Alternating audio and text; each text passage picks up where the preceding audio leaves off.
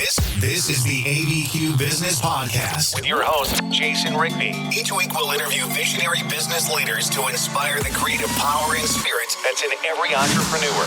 Discussing strengths, weaknesses, strategies, systems, and the problems we can all solve together for a new future for local small business. Well, today I have Matt on the podcast, and Matt, you have something that's super unique, an amazing product, and I wanted you to, if you'll first introduce yourself, and then we're going to get into your product. Yeah, absolutely. Thank you for having me on. Yeah, I'm Mat Thalakotur, and I'm the founder of Mighty Gum.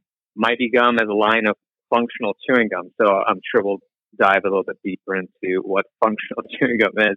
But yeah, if what this brand is about sounds interesting, you can check out the company at mightygum.com. Yeah, and I think this is unique. Everybody, I don't know what percentage of the population here in the United States chews gum, but I would say it's probably at least half. And we're always buying those bricks of gum at Costco or whatever. I know I do that. And then you're always looking for the sugar-free. What is the difference between, and this is going to be a long definition, but what's the difference between your gum and, let's say, a brick I buy, at Costco? Yeah. So to your point, there is a high household penetration of chewing gum. A lot of people chew gum, but not a lot of people chew gum very regularly because there isn't really a reason aside from just say, hey, this tastes good, I'm getting fresh breath, to keep going back to the category. So about 165 million Americans chew gum to some degree, but they don't find value beyond that fresh breath. And really, that benefit came into market maybe like 20, 30 years ago. And since then, and then there's like teeth whitening somewhere in the 90s as well. But since then, the category has not evolved. And as a result, the category itself has gone down. It's been declining. Consumers just expect new flavors from the category. And by category, I mean like chewing gum. And that's really where Mighty Gum is picking up. So we're bringing true innovation. We're rethinking what chewing gum can do in terms of playing a functional role in your health and well-being. And at a very fundamental level, what we're doing is we're making it even more functional. We're making chewing gum even more functional than it has been. So we continue to deliver on the fresh breath, something that's really tasty, because a lot of people just chew on gum because they want a distraction, they don't want to eat something else. And so that's one reason. But really, there's so much value to chewing gum in that it can actually be an immune-supporting product. So that's where we focused on with our first SKU, where we introduced a bunch of botanicals, adaptogens, and vitamins into chewing gum. I mean, if you think about it, it's already in your mouth. So why not let it do more than just freshen your breath? So, what would be the difference to, because I know you can get those gummy vitamins and stuff like that. What would be like between, because, you take one of those, it's done, whatever. You're talking like if you're chewing 2, 3, 4 pieces of gum a day, are more than you're putting, essential vitamins. How does that work? Yeah, so the idea, I think this is probably a good time to talk about why I came up with this or how I came up with this idea.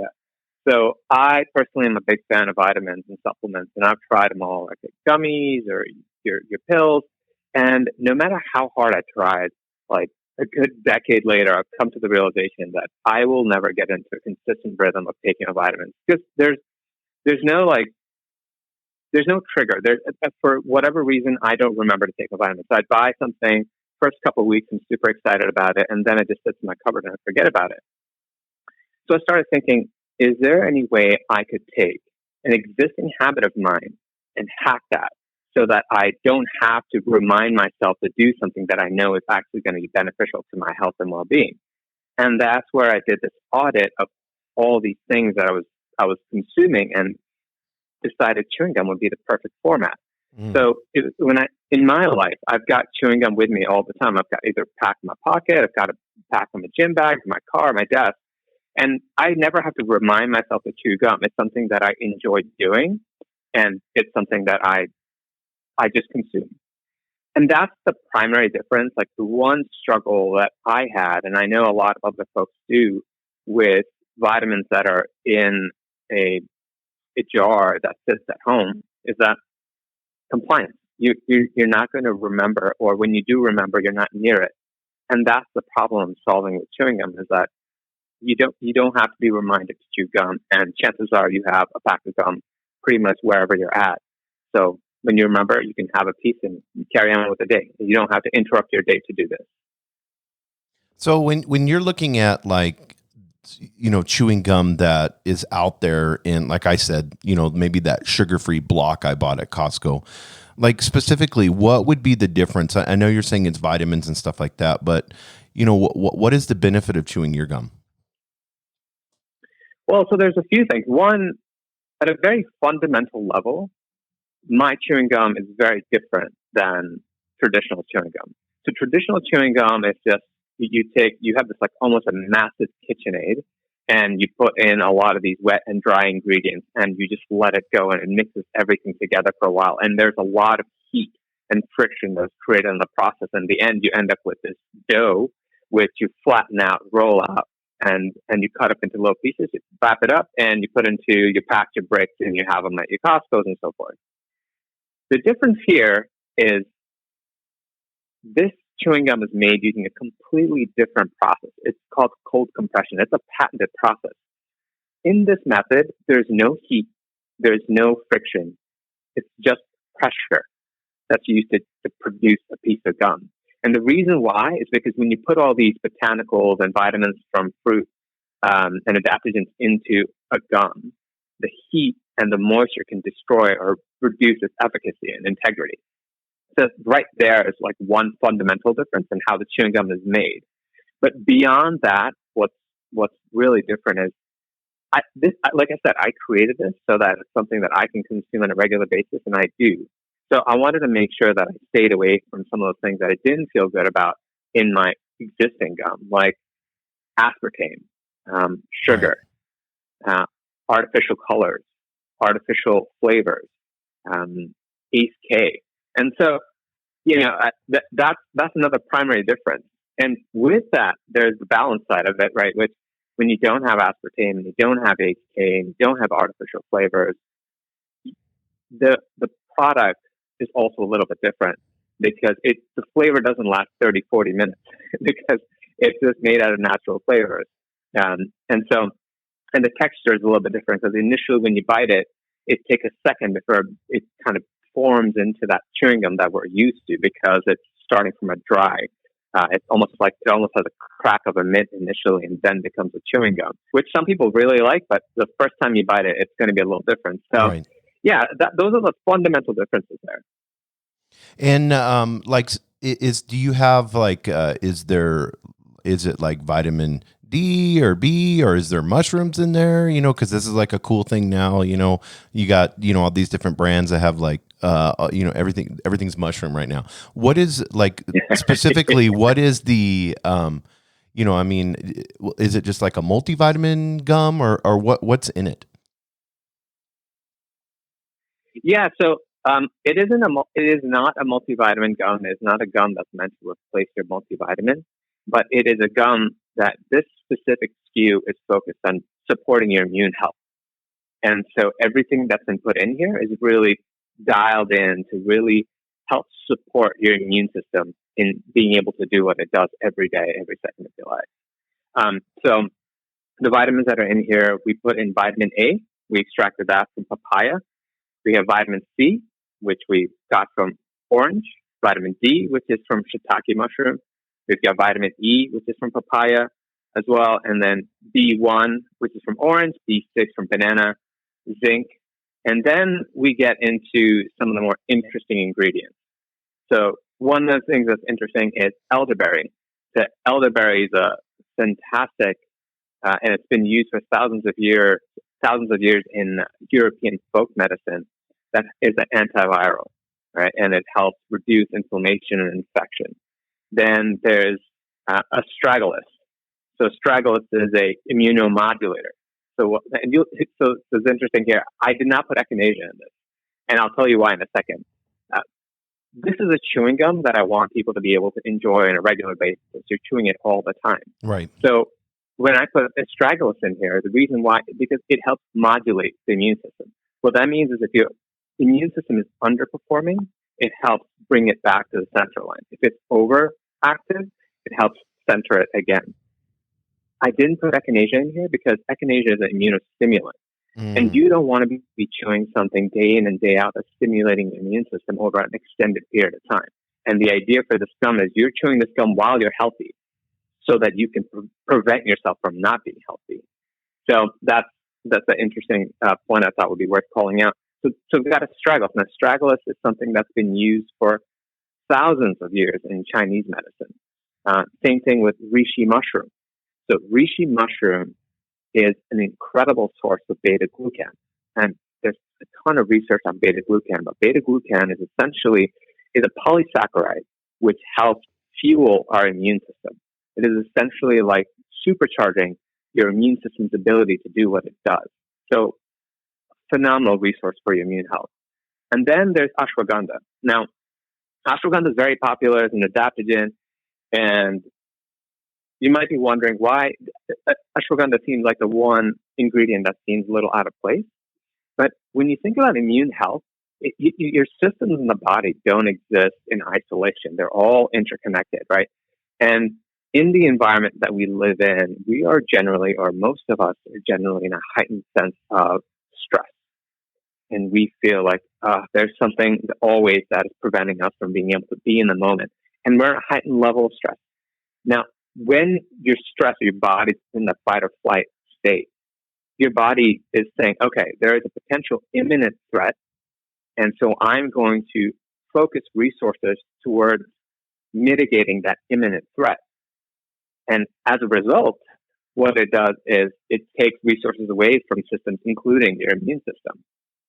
Now, if you were out in the forest or you're out in the savannah and there was a lion, yes, fight, flight, whatever you have to do to survive. But then you're back to your homeostasis where you're like, okay, I'm cool. I'm back in my cave or wherever. Right. And your body's back to just kind of supporting all the systems equally. But for us, we're always in that high intensity, high stress environment or high stress state of mind. And what ashwagandha does is it helps your body manage that stress better.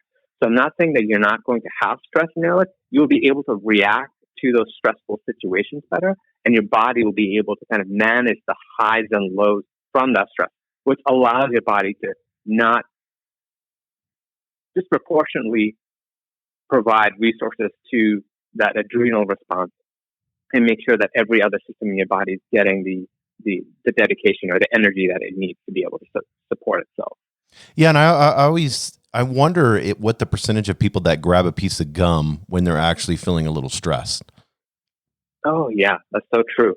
I mean, I do it a bunch. And there's also something about that oral fixation of just chewing and like, you know, those like fidget spinners. Like there's something about these repeated motions that we do which helps kind of distract us from the sometimes seemingly nonstop movie that's playing in our head. So, yeah, absolutely. There's a bit of research to support that as well.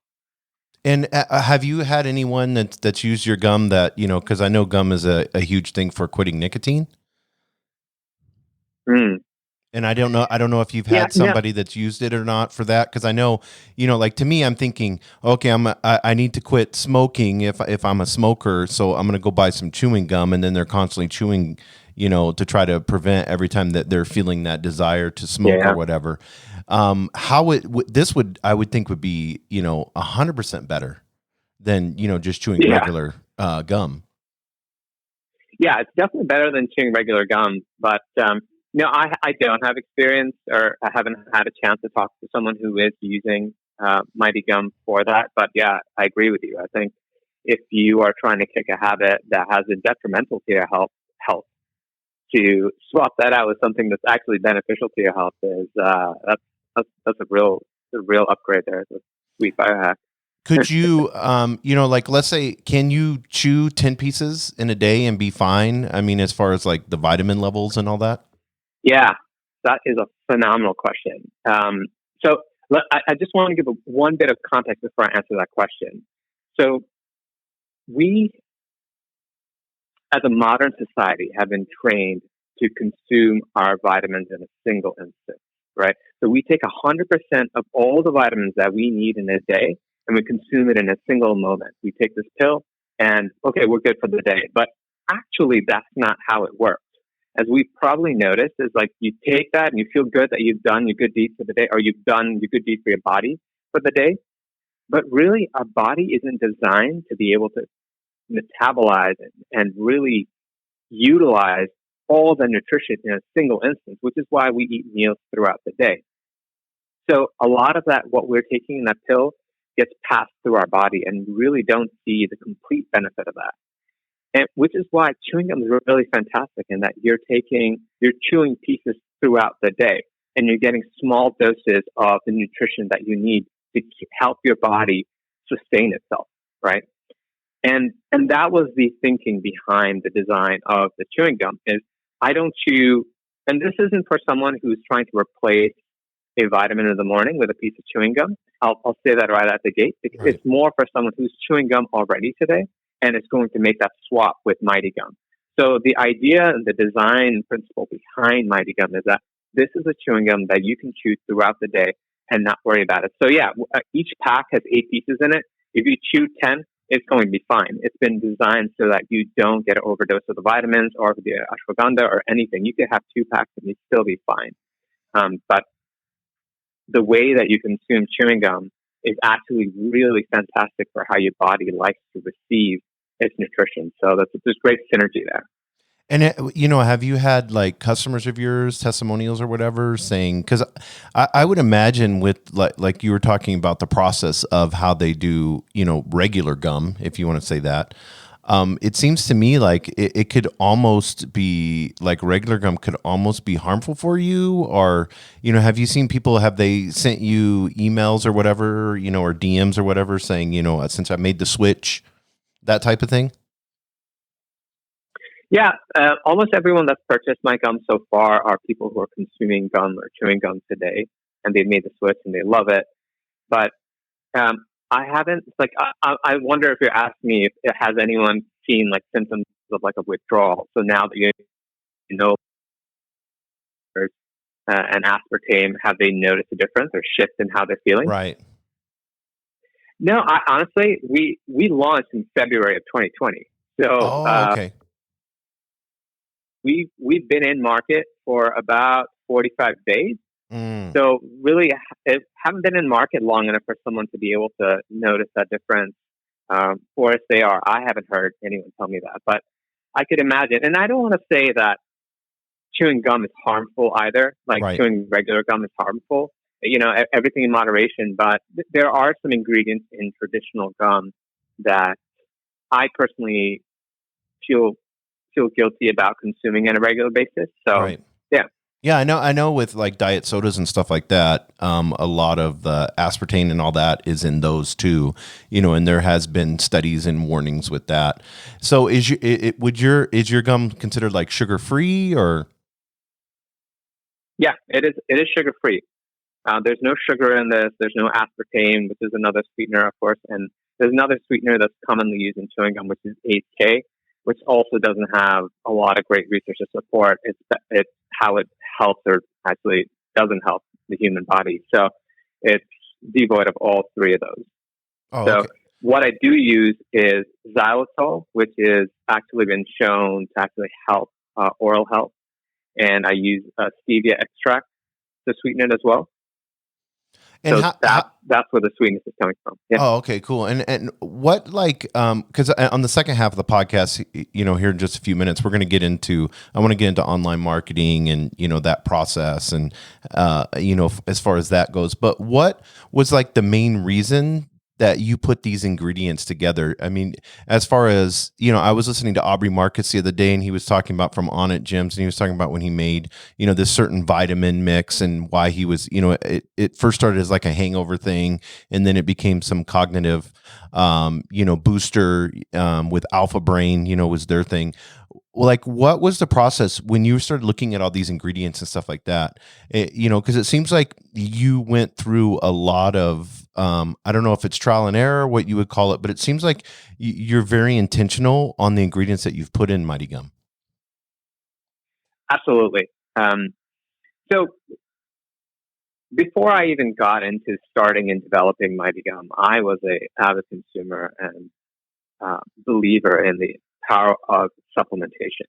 And so, my family is from India, and so we grew up with Ayurveda in our house, and I've been taking ashwagandha since I was a kid. So it wasn't anything new to me, but there are a lot of these things that I would have liked to take on a regular basis that I knew I wasn't getting or I was forgetting. So when I started out, that was my base case. Like, these are the things I'd love to help. I'd love to put into my chewing gum so that I can make sure I'm getting this on a regular basis. So that was the baseline. And then I worked with one of my advisors who's a doctor to understand how will the combination of these ingredients really help health, and like which vitamins are really going to help support the immune system. I worked with an herbalist to see what are the blends, because I'm using Ayurvedic herbs and I'm using Chinese herbs and mushrooms and elderberry. How do all these ingredients come together, and at what ways do they really help promote immune health, and what are the risks, and making sure we trade off all the other. Then that's how we came to, like, we're not going to use echinacea because it's an immunostimulant, right? So, and then I work with a supplement designer. This is someone whose life, the work that they do is design supplement products based off of herbs. Work with them to understand. So it's not so much just me. I have a passion for the space, and I have been a consumer of supplements, but it's really bringing in an herbalist, a supplement designer, and a doctor to help create a holistic approach to creating a product that can really support health.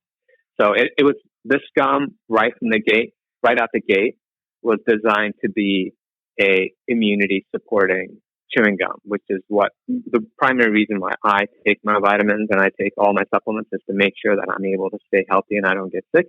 And that was the first product that we designed. That's awesome. Well, we're going to take a break, but right before a break, if somebody wants to order the gum right now, what is the best way for them to do that? Yeah, the simplest way is go to mightygum.com and you'll get a lot more information and the opportunity to order right on that website. And I saw on there on the website, you have, like, if they order, like, they can order like a brick of it and they get a discount. Yeah. So if you, let me see. So when you're on the website, you can actually order a single pack or you can order a 12 pack. And if you order a 12 pack, it's $39 for 12 packs of gum with 8 pieces in it. Oh, now, okay. if you select the 12 pack and you do a subscribe and save, the price drops down yet another 15%. So it's less than $3 a pack at that point. Oh, wow. That's amazing. Well, we're going to take a break real quick, and then I want to get into, I know you got a 45-day launch, so I want to get into from, the beginning of you being an entrepreneur and starting this and, having to work a 9-to-5 job and all that, and then getting to the process of where you're at now. And I know you've had some, I know of one influencer and different things like that, put in their email blasts about your gum and stuff like that. So I kind of want to get into the details of that to help entrepreneurs that may be looking at starting an online business. But we're going to go ahead and take a break right now, and then we will be right back with you, Matt. Hey guys, Jason here. Want to take a quick break in the podcast to share with you a little bit about our proud partners and what that means for Albuquerque and Albuquerque business specifically. We have different levels in our sponsorship. We have our media partners, and that's 99.9 The Beat. It's Albuquerque's old school and today's R&B. You hear me talk about that all the time. If you're a business owner, stream 99.9 The Beat. You're going to love it. It's a great way to share something that everybody loves, and that's like 80s and 90s hip hop. It's a not-for-profit, minority-owned radio station here local in Albuquerque, helping the art of music. Our other media partner is ABQ Live Magazine. If you're at a brewery, if you're anywhere in Albuquerque, look for it. It's ABQ Live, the magazine. You're going to love the articles that are in there, whether it's the 5 best fish and chips or whatever it is. If you're a foodie, if you want to know what's happening in the nightlife, if you want to know happy hour specials at all the different bars in Albuquerque, ABQ Live, the magazine, is amazing. And there are media partners. We also have Visionary Partners, which is my marketing and consulting company, Rigby Digital. And a visionary partner is those that help plan for a new future in Albuquerque. Then we have a program of Trailblazer. And Trailblazer partners are committed partners helping lead the way for Albuquerque business. And we want to thank Quality Mazda for that. If you're looking for a new vehicle and you haven't seen the premium features that Mazda has, you can get everything that you would think in Mercedes, BMW, Audi. You can get that in a Mazda, but almost half the price, guys. It's amazing. If you haven't looked at a Mazda here lately, I encourage you to go into Quality Mazda on Lomas Boulevard. The staff is amazing. It's not your typical sales. I wouldn't put a car dealership on my website if I didn't think that it was the best. So I appreciate Quality Mazda. I appreciate the way that they're transparent on it with customers. And I want to thank you guys for supporting these. And then finally, our pioneers. And our pioneers are exploring and finding new ways to chart the course for new business in Albuquerque. And we have a tech company. It's Tartle. So it's tartle.co. Sign up with them. It's free. They want to give you the opportunity to earn money for your data. Facebook, Google, all of them are taking your data for free from you and then using it to exploit back to you advertising. And Tartle.co takes control of that. So you can sign up. It's free, and it's free to earn money, and you get paid for the data that you use online. So I want to thank our visionary Trailblazers and Pioneer for supporting and championing local business here in Albuquerque. So I'll let you guys go back to the podcast. Thank each and every one of you for listening. And we're back from our break. Super excited. We have the founder of Mighty Gum. And if you haven't seen it, you can go to now your website, because I'm encouraging everybody to order. If they get a brick of your gum and they subscribe, they get a big discount. And you had talked about that earlier. But I want to get into like from the very beginning, because I know you were working a 9-to-5 job. And were you looking, Matt, at like starting an online business? Because I know this was your passion, and you were, what was that process when you began as an entrepreneur to think, I think I can do this? Yeah, I don't know. I think I've always been an entrepreneur. So I started out my career in consulting, and then no matter what job I had, even while I was consulting, I always did something on the side. And it was just a part of who I am. So I would build something, create something. If it worked, it worked. It wouldn't, that's okay as well. And it never deterred me from trying to keep pursuing my ideas. So yeah, I think it was just a part of how I was designed. But yeah, really it started out, like I said, I wanted to find a way to incorporate my vitamins into my existing habits. And I first started looking out. And once I realized that chewing gum would be a really great way to go about it, first thing I did was just Googled. And I was like, is there a chewing gum that has vitamins in it already? And after a lot of searching, I couldn't find anything out there that really had vitamins that were from fruit, that was sourced from fruit, like I was taking at that time, and had some of these adaptogens and botanicals that I knew that my body was benefiting from already incorporated into it. So that started this whole journey of, okay, I need to make something. This doesn't exist. I have to be the one to bring this into the world. And so as you're at that level right there, and you're looking and saying, okay, this is what I need to do. Was it, when I get home from, my regular job, am I online? Did you create like a business plan, or did you just start building a website? What was that? Because I know there are people that are out there right now that are listening to this. Yeah. Because we get over 6,000 downloads. We have a lot of entrepreneurs that listen to this, and I feel like, and we our age group on this is like 30s, like 30-year-old, late 20s, 30s. So I know there's someone out there right now that has an amazing idea, and they're kind of stuck in starting. So like, what was that part when you finally made the shift to say, okay, I know I want this, and I know I'm entrepreneurial. What was like the first thing that you did? Well, the first thing that I did, well, like I said, I tried to see if there was someone out there who was already doing this. And honestly, this is something, I think this is some sort of like mental fallacy. And just because someone else is doing something doesn't mean that you shouldn't, because the chances are you're going to create something even better, or if not better, different. And there's always people out there who are looking for different versions of a product, right? So don't ever let the fact that someone else is doing something that you think would be a great idea, or you have an idea to actually make better, be a deterrent. Yes, and then the exactly. other thing is, like, I was lucky enough in my career to have had a chance to work in brand management with Procter and Gamble and Coca-Cola. But a lot of times I talk to people who are thinking about, oh, I want to start this, but man, like, I don't have that experience, so I never could do that. I assure you, 80% of what I needed to know to get to where I am today in terms of having started this business, like super early, came from me going out there and figuring it out. I definitely had the advantage, that 20% of having been in CPG, or like consumer packaged goods, to be able to say, okay, this is how I need to structure the brand, that this is how I need to think about this or that, the pricing and so forth.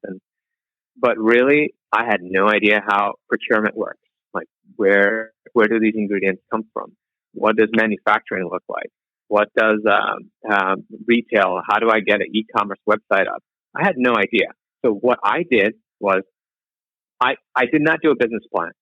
So I have, if you like plans and you think a business plan is a great place for you to kind of centralize and collate all the information that you have and you don't have and things that you need to have, fine. That's great, and you should do that.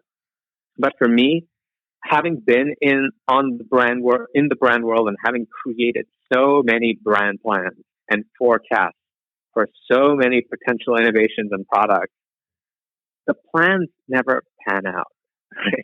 Well, they never pan out after Right. the plan. 100%. It's like it's a whole, Mike Tyson, I believe, said, everyone's got a plan until you get punched in the face. And as an entrepreneur, you're getting punched in the face every day, sometimes twice a day. Right. So really, plans are great. If it helps you, if it helps reduce your anxiety around starting a business, then absolutely. What I found really worked well for me is I would create a list. And I didn't use a special app or fancy anything. I just literally on a Word document. So I used Google document. And in there, I would make a list of all the things that were super important that I needed to go figure out or do. And for each of those things, in the beginning of that day, I would go and highlight the 3 things I was going to get done that day. I was going to figure out. And that was really difficult because I worked a 9 to 5 that was pretty demanding. And so I would wake up at 4:30 in the morning, and I would work between 4:30 to 7:30, go for a run, shower, and then I'm in my day job. And then come back in the evening, spend time with the family, and then work when they're in bed. And that's it. And by Friday, I was exhausted, but Saturday, I recovered. but that's effectively how I did this. And every single time what I focused on every single day was doing one more thing and one more thing after that and another thing after that. I would never really put everything I needed to do on that piece of paper because it would just overwhelm me. Because when I did that initially, I would just be like, oh man, this is so much. I'm just going to watch something on Netflix instead. I'm going to watch this YouTube video, or I'm going to spend some time on Instagram. And it'd be a deterrent. So I would really focus on 1 or 2 things that I was going to do and then figure out how am I going to do that. And most of the time I didn't know how to do it. So I had to find a specialist to help me. And so I want people to understand this. So because I think a lot of people get the reason they're stuck is because they're not at that level of putting the time, the energy, and the effort into, because when you launch something from the very beginning, it takes so much resources and energy. And that energy that you put into it to get up at 4:30 in the morning to 7:30 and then turn around and do a run and then go to your regular job, that right there alone, and then come back in the evening. So you're probably working 5 to 8 hours just on every day, Monday through Friday, just on your launch. Yeah. It's true. If there was one thing that I could credit to me being able to get to where I am, was that I was religious. I was religious about getting up at 4:30. No matter what, no matter how tired I would get up and I would sit there and do something. I might not. Some days were not the most productive, Right. and I probably, looking back at that day, like, wow, I should have just slept in. But it was more important for me to institute that habit so that no matter what, I'm doing something. Maybe today, all I move is I move my idea, my dream up a millimeter. But you know what? 1,000 millimeters will eventually get me to my destination. And that was the mentality. I never focused on what I definitely hadn't focused on what I was going to do or what I wanted to get done, but I would never get distracted or deterred by how much progress I was making towards my goal. I was like, I knew what I wanted to get to and where I wanted to be. And I knew that if I just kept at it, I would eventually get there. And that was it. That was really my whole mental framework. Yeah, the discipline it must have took to be able to get up consistently at 4:30. And how long did you do that for? Like, I know you said 45 days ago you launched the product, and I don't want to skip ahead to that, but I mean, how has this been 2 years ago, a year ago, 4 years ago? How long did it take you before you finally got to the launch? So I started working on this in August, like July of 2018. So it's been about 18 months almost. And I, even today, have a 9 to 5. So I'm still waking up. I wake up at 4:50 now. I've given myself some grace. But I still wake up and I still come home and I work. And now even more so because every day when I come home, I've got a bunch of orders I need to pack. So I'm sitting here manually packing all of these orders so that in the morning when I head out to work, I can drop everything off at the post office. And then once all that's done in the morning, I'm putting together, like, what am I doing next? And how do I get the word out there? And how do I find people to help share the word about Mighty Gum with the world? And which is, how we cross paths as well. So it's a lot right now. But honestly, like, it doesn't feel like work. I do this stuff, and even when I'm talking about this stuff, like, yeah, like I'm nervous and stuff while I'm talking to you, and this is kind of a new experience for me, to do a podcast. But I believe so thoroughly in what it is that I'm doing and what I believe this product can do for humanity that I don't have to find motivation. And I can't say that's been true for every idea that I've had or that I've pursued. So there's something about finding that, what you're good at, what you enjoy doing, and what's going to help people or humanity as a whole as a result of you bringing that passion and your expertise together. Yeah, that's awesome. And so 18 months you worked diligently to get this product to launch from just something that was in your head on a Google Doc to the point of, now actually having a website and we'll get into all that. But did you have moments of discouragement? Was there times where, you felt like quitting? What was that? Was it a roller coaster of those 18 months or would you look back and say, it was a consistent climb?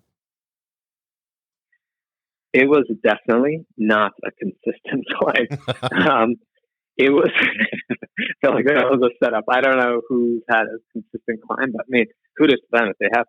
But, it's like I said, 80% of what it took to get to where I am today, I had no idea. So there was always these expectations of what I thought it would take to do something, or how long I thought it would take to do something, or how simple it would be to do something. And rarely was it as simple or as quick as I thought or as I made it out to be. And it was always more so, and it was always complicated in a way that I would have never been able to think of. And I constantly ran into obstacles where I'm like, I have no idea how to solve it. But I knew that I was going to solve it. And that was it. I would keep figuring it out. I would keep finding, and honestly, like I didn't solve anything. Let me be clear. And like I'm not the person that found solutions to problems or to the biggest problems.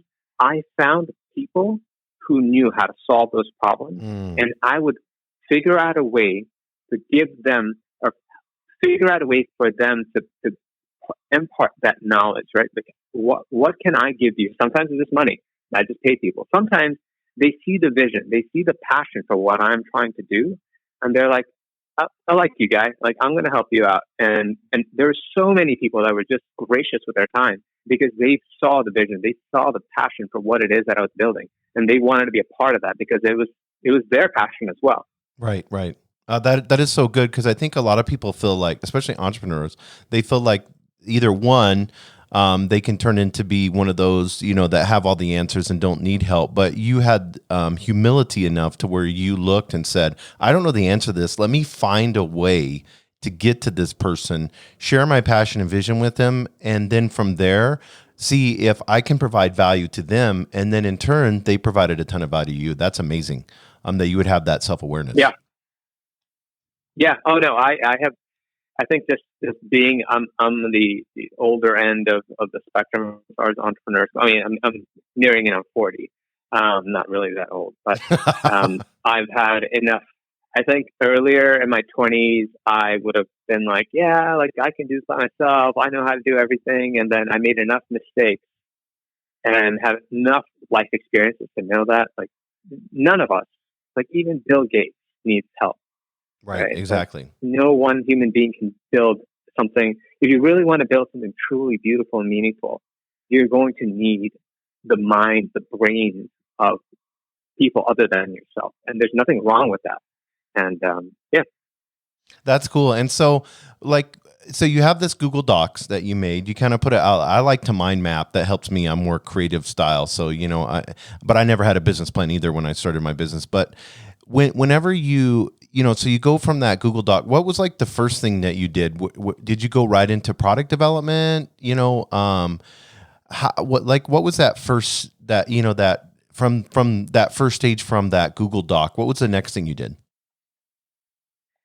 Yeah. So there are two things that were exciting. So I really went wherever I was most excited. So when I woke up in the morning and I looked at that sheet of things that I had to do, I let myself gravitate towards the things that were most exciting. Like, oh, this is really interesting. I want to go solve this today.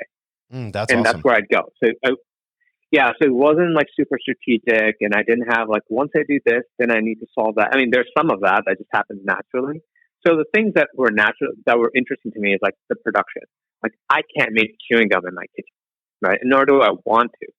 So I need to figure out who's going to help me make this chewing gum. What are the different ways of making chewing gum? So it was a lot of just talking to people that are in the chewing gum industry. How do they make their chewing gum? Watching videos on YouTube. There's so much education on the web for free. Like even this podcast, there's so much gold that you put out there in terms of content for free that people can just take and use and make their life better. And it's exactly that. I was just educating myself and talking to people. So that was the first thing that I did was really, what are the ways that chewing gum is made today? And for the kind of chewing gum that I'm trying to make, what methods or what mediums are really going to help me deliver the most efficacious product? So that was one of the first things that I focused on. And that was, just finding a co-manufacturer that wants to work with a startup and convincing them that you've got because you can imagine there's like these co-packers and these manufacturers get calls from people all the time saying, hey, I've got this idea, I want to do something. And then 6 months go by and they are no longer interested. And They've invested so much of their resources in keeping along with this person. And so they're hesitant to work with people. So finding a co-packer that really had the faith that like, okay, this guy, he's got an idea. I like it. I think he's going to go through with this. So I'm going to commit to working with him. So that was one part of it. Then the other thing is, as a consumer packaged goods, like I am a big, like the aesthetic, how something looks, how something feels when you interact with the brand is super important. So I had to find a designer.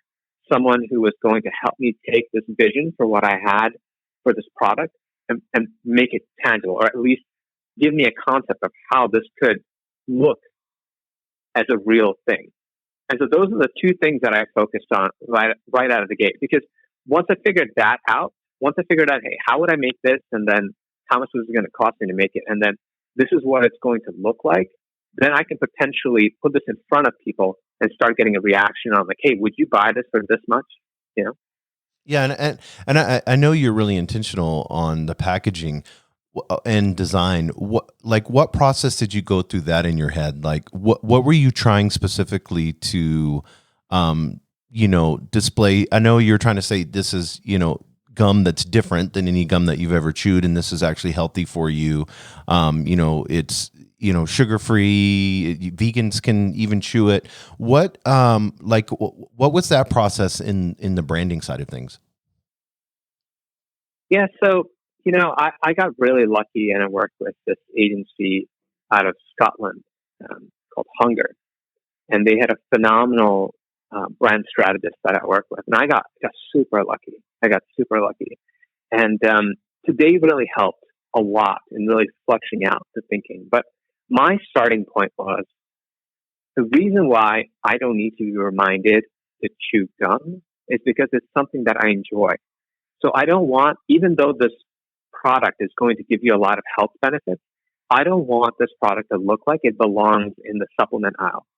I don't want the color schemes and the language and everything to seem very medical or very cold. Right. So I wanted to bring that fun and energy from chewing gum into the supplement space, or bring the functional benefit of supplements into a fun category like chewing gum. So the brand has to fit in the chewing gum section. So if you're in the checkout aisle and you're scanning this like kaleidoscope of colors that are the candy checkout impulse buy section of your grocery store, I want this brand to be able to hold its own. So that was the primary directive.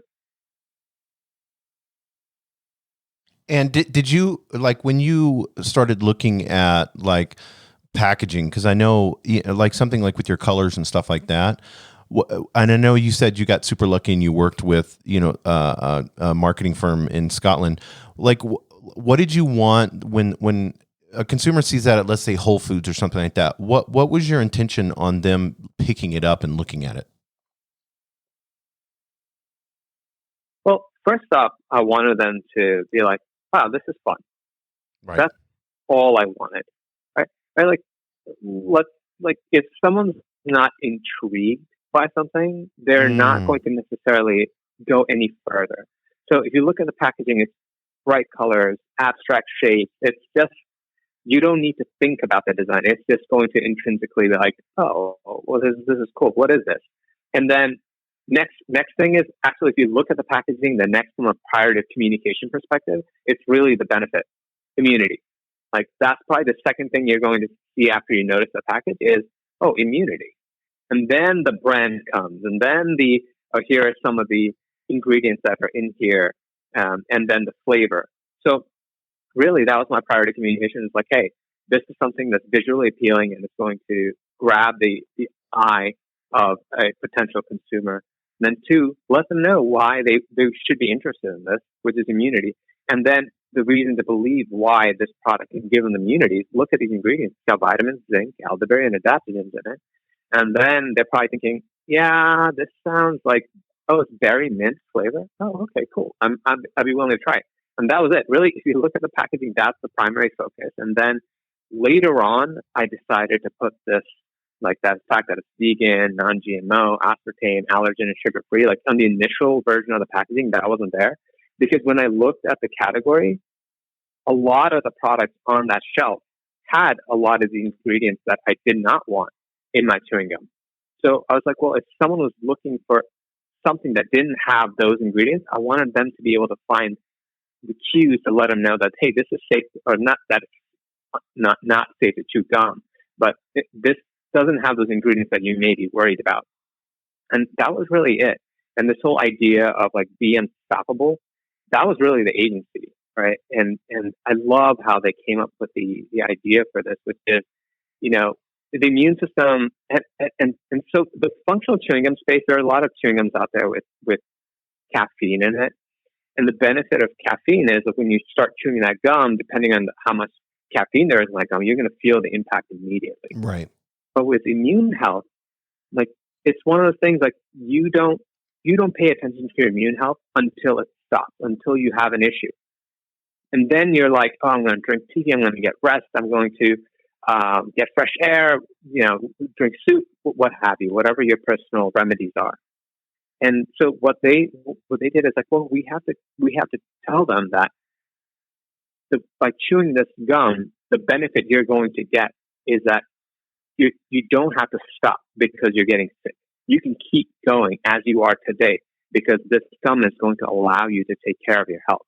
And they came up with the idea for this "Be Unstoppable" tagline, which as soon as I saw that, I was like, oh my gosh, that's brilliant. And so, and that's really the idea, is I really want Mighty Gum as a brand to allow people to be unstoppable. Like, you don't have to stop because you haven't been taking care of your body in the way that you should be. And you don't have to be as intentional as you should be, because Mighty Gum will help you close that gap. And so, yeah, that was the thinking that went into that design, and just how we articulated that brand. Yeah, and I think it could be something that's a reminder too. Every time you chew it, it's a reminder to go take a walk, get some fresh air. Something like that. I mean, when I saw it and I went on your website, and it was kind of one of those things. It was like, yeah, I need to take better care of myself. I need to do these things. I need to, and I'm pretty athletic and do a good job. But how many times do we always think of like exercise or eating good, but how many times do we think of our immunity system, especially now in light of what's going on with everything that's out there, as far as, and are you in Washington State or? Yeah, Washington State. Yeah. Yeah. I'm originally from there. I moved from Washington State to Albuquerque. Okay, cool. Yeah, Puyallup area is where I'm from. But I, and my family lives all in, in Olympia. But, that we're having this immunity crisis now, and you're seeing, people that are obese or smokers and stuff like that are, getting affected by this coronavirus. And so I think right now, everybody's doing steps, to try to build their immune system. I mean, like the vitamin C right now, are falling, like you can't get any, because China just released a study on it. So, it's kind of one of those things where like immunity, I think, kind of gets left on, no pun intended, but kind of gets left on the shelf when we think of our daily activities. Yeah, no, it's true. It's that good friend, or that person that's always by your side that you take for granted, and then that moment that they're not there anymore, you're just like, oh my goodness, how would I have made it this far without them? And that's essentially what your immune system is. Like, while you're sleeping, every moment that you're out and about dealing with the world, there's this like confluence of pathogens that are trying to survive, and their way of surviving is by using your body as as their ground zero. Yeah, and it's our immune system that is going and preventing and protecting us from all of these potential ailments that could be taking over our body, but they haven't, or if they have, that's possibly what happened. And the only times we really think about our immune system is when we get sick. The moment we get sick, where it's like, oh, I'm going to do a cold ease, I'm going to drink tea, I'm going to get more sleep, I'm going to have my chicken noodle soup, and do all of these things, but really, we need to be taking care of our immune system every day, and that's effectively was my tension, is of how do I take care of my immune system every day if I can't remember to take these supplements? It's like we live in such an amazing time that it's so simple to do these things, right? Like, you don't have to go out and gather elderberries and eat them. Like, it's literally sitting there on a shelf. You have to buy it, put it on your shelf, and now every day you just take a piece and put it in your mouth.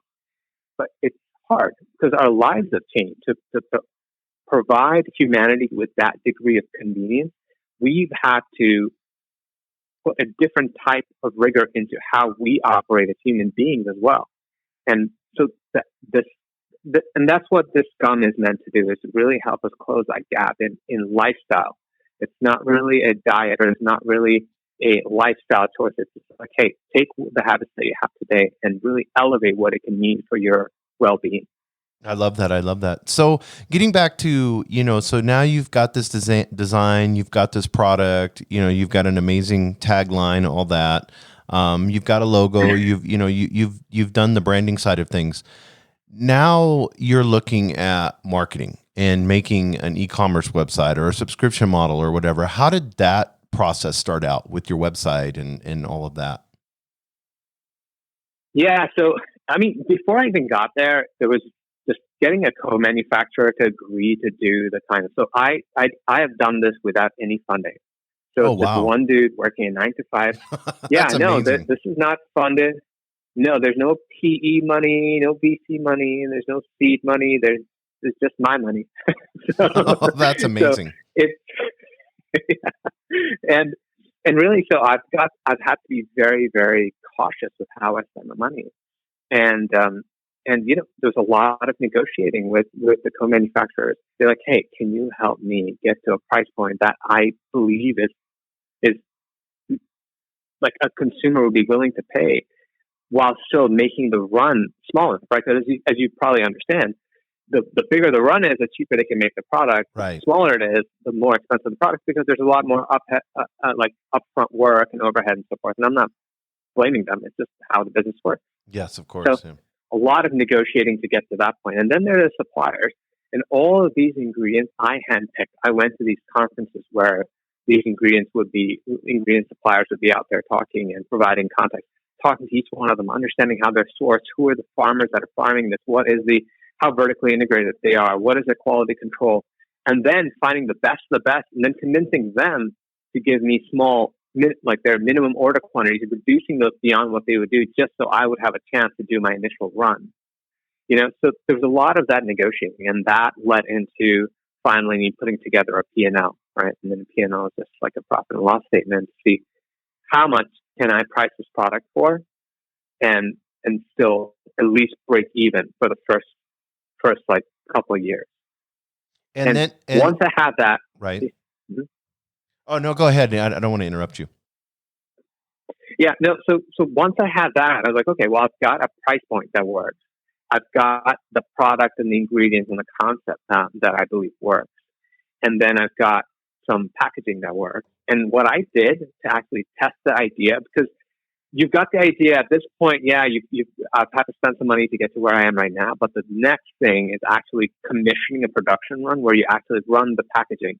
You order the ingredients and you ship it to your co-manufacturer, and your co-manufacturer is now going to get all those ingredients and do the actual production run and put the labor against it. That is really expensive. Not really expensive, like you can't do it, but I had a year and a half to save up to get to this point where I ran my production batch, right? So I was saving very intentionally, so that when I got to this point, I'd be able to do what I had to actually run the product. But before I spent that, what I did is I created an ad, right? And I didn't have a website at this point.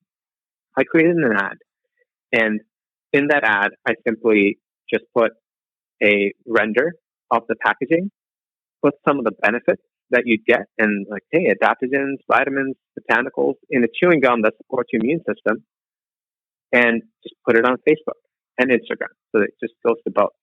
And effectively on that ad, if you said, I'm interested, it would pop up this form that's within, it's like a lead generating ad unit. You can get those in Facebook, and you just put in your information. You put in, hey, I'm Matt, this is where I live, or this is my email address. Let me know when this product launches.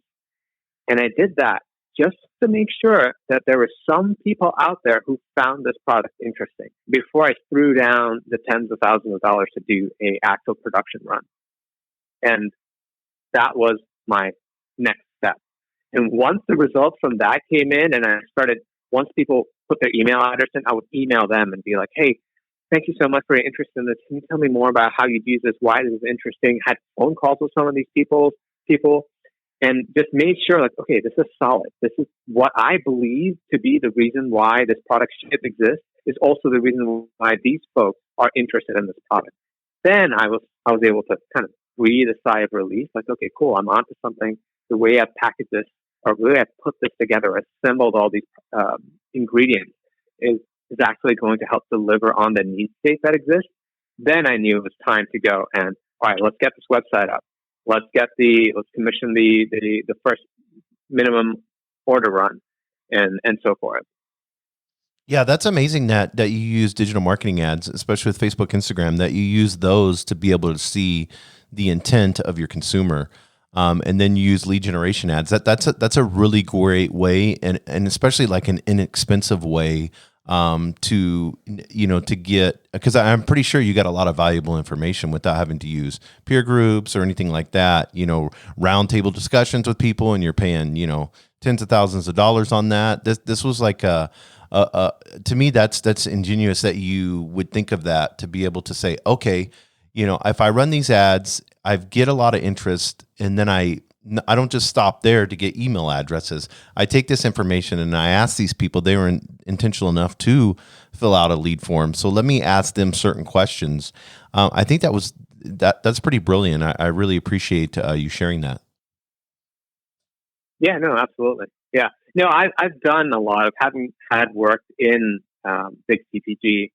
I've done a lot of these focus groups and these quant studies, and really, like, focus groups are great, but they're expensive and Yes. they take a lot of time, and the N is really small, right? Like you're talking to maybe 12 people, you're talking to maybe 18 people, and you can get a really good idea of where people's heads at, or how they're thinking. Excuse me. But it's still not enough people to really feel like, okay, this is validation. And the quant side, you get the N is really high. You can get 1,000 people if you like.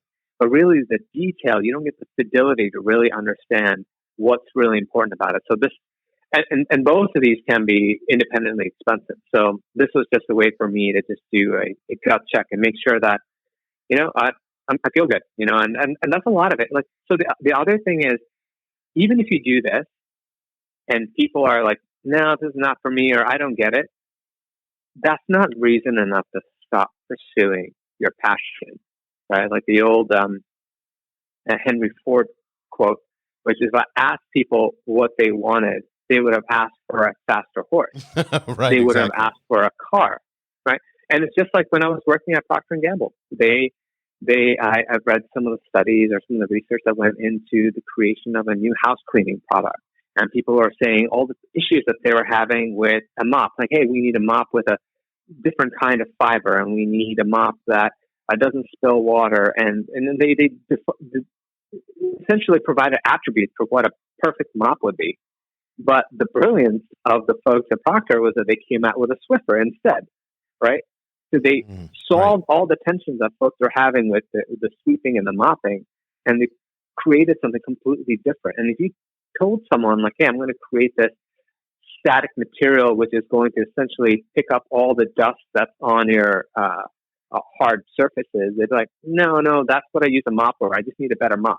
And so some of it you can quantify, and people can give you like validation, but some of it you just got to have the faith to go out there and be like, I'm willing to make this mistake. I'm okay with what sacrifice I'm going to make in order to give this a go. Yeah, that's awesome. I want to be respectful of your time, Matt. I know obviously you're extremely busy, so I'm just going to ask you a couple more questions, and then we'll encourage people to. We'll go get into your website and stuff like that, and encourage people to order your product. But like, as far as like when you went, because you had these 18 months and you were doing all this, and then you got to the point to where you built a website. Was that part pretty easy? The e-commerce side of things, subscription model side, was that all easy to do? So one of the biggest blessings that we have is Shopify. So if you are thinking about starting a business, a direct-to-consumer business online, go to Shopify. They have so many beautiful templates that you can pick up, pop your images in, and you can be up and running in like 30 minutes. Right, depending on the degree of sophistication. Yeah, and so my website is Shopify, and I've made some tweaks to it to make it more custom for what I wanted. But if you're really just trying to get up and going, and you've got a product, you've got an idea, use Shopify. It's that simple, and it does all the payments and all the emails and everything. So that was pretty simple for me. Yeah, and I know you've had some influencers like Ben Greenfield, and I follow him. I get his emails, which had your gum on it, where he talked about it. I posted that on Instagram today. But it's interesting to me, the marketing side of things that you did. This has been my last question. How did you like develop a marketing plan, or where did you go with that, in this process of, getting to the point of this launch? And then, with the launch, what are you doing marketing side of things?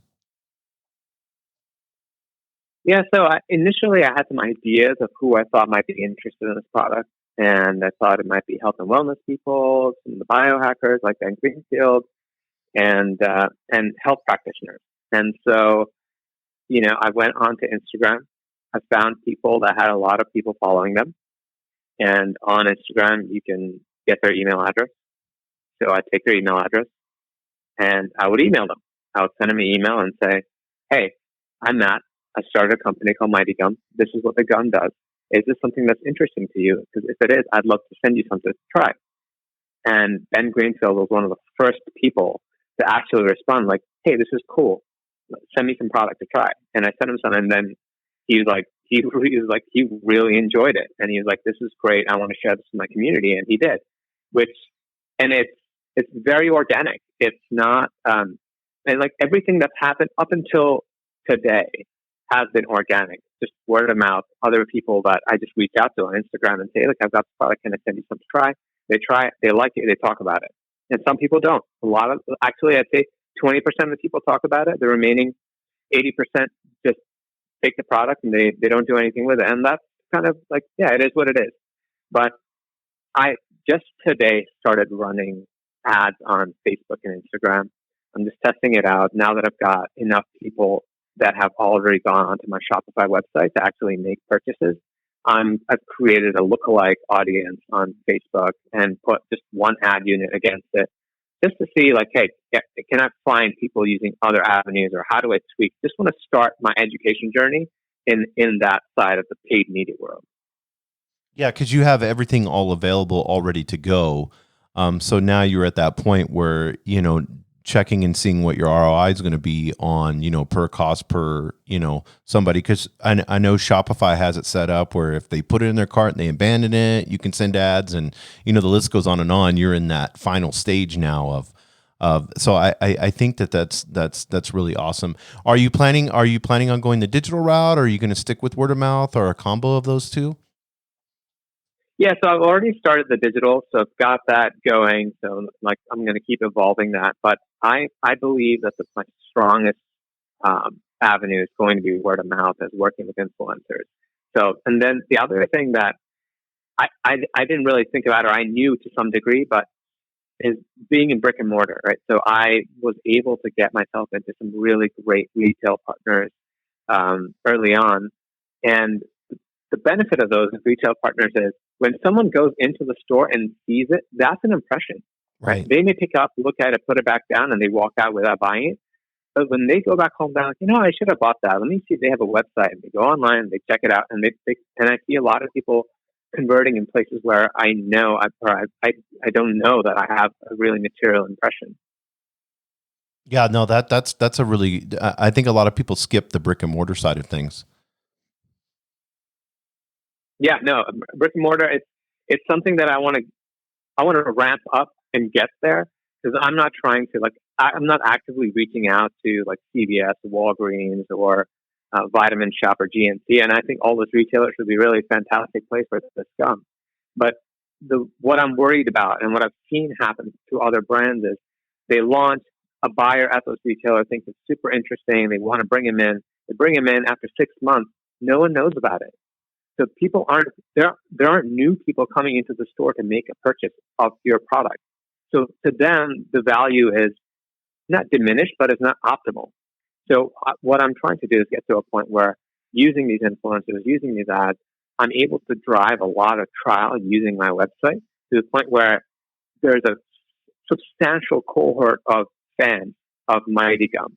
And once I have that, identifying where in the country they're most densely populated and finding retailers that over-index in those geos, and then working with them saying, listen, I already have people that are buying my product today that live in the areas where your stores are. I think there's a potential for partnership here that can be very, very synergistic. And so that's my approach. So I'm going to be direct to consumer for a while predominantly, and then probably in 2021 start looking at how I go into brick and mortar in a more meaningful way. That's awesome. I love it. Well, I want to thank you, Matt, for providing so much value. And I just appreciate you in taking the time to do this podcast. I know probably 90% or more of ideas that are out there that people have, and then they try to execute on them. Most of them fail. I mean, that's the trueness with it. You know, you've gone the 18 months of getting up at 4:30 in the morning and going through this. So your tenacity and discipline, I think has paid off tremendously. I'm really excited to see where your brand is going. And I just want to once again, thank you for taking the time to be on this podcast. Yeah, no, you're very welcome. And thank you for having me on. And, Jason, it's to be sad, folks like you who take the time and put the energy into creating great content and educating and inspiring people to do more than they may have believed that they could do is also very meaningful work. So thank you as well. Yeah, it's awesome. I love the new entrepreneurship that's out there right now. You're taking something that's not just something that's gimmicky, but it actually helps people. And putting that product out there. And I know with my podcast, that's my whole idea, just to provide a ton of value. I offer all this information for free. I want to be of a help, and I know you have that same philosophy. So I hope that together we can make this world better. Absolutely. I love it. Well, thank you, Matt. I appreciate it. And I hope that you have an amazing year. And maybe in the next 6 months, year, we can team up together again and see what's happened on the next level for Mighty Gum. Yeah, absolutely. I look forward to it. Yeah. And how can people go on and order again? What's your website again? It's mightygum.com. So yeah, that's it. You just go there. You can make a purchase through there. If you have any questions, I have a little chat box in the bottom. My number is on the bottom of the webpage. You can just text me, and text is best because if I'm at my 9 to 5, it's easier for me to respond to your questions. So I'm available.